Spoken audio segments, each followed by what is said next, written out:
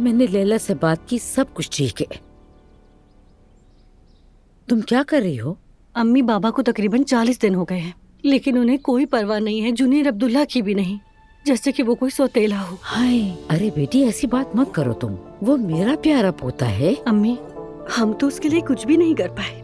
मेरा बेटा कितना बदनसीब है, जब वो पैदा हुआ तब से लेके अब तक सिर्फ झगड़े ही चल रहे हैं। उसका हम बेबी शावर भी नहीं करवा सके और लगता है उसका 1.25 महीना भी नहीं होगा।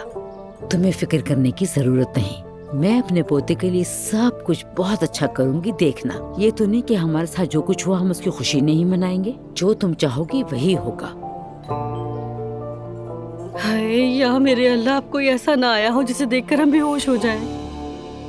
हाय। अस्सलाम वालेकुम। वालेकुम अस्सलाम बेटी।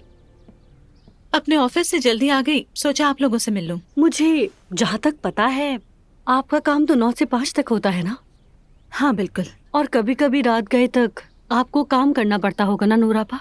हाँ, तुम्हें क्या है? हाय, खुदा के लिए बस भी कर दो लड़कियों, मेरी तबीयत ठीक नहीं, मैं कुछ अच्छा महसूस नहीं कर रही। दुआ ने अम्मी को परेशान किया हुआ है। दुआ ने? क्यों अम्मी, क्या हो गया? क्योंकि अब आप उनाल नहीं रही तो इसलिए आपको कुछ पता भी नहीं होता। तुम मेरे पीछे ही पड़ गई हो जब से मैं आई हूँ, क्या मसला है? आखिर तुम चाहती क्या हो? अगर आपको अम्मी का ख्याल होता तो आप सब जानती। मेरा बेटा 40 दिन का होने वाला है और किसी को याद भी नहीं। ला हौल वला कुव्वत, तुम दोनों खामोश हो जाओ। नूर बेटा, पहले तुम एक कप कॉफी पी लो, ठीक है? फिर उसके बाद मैं तुम्हें सब बताऊंगी। हयात आपा।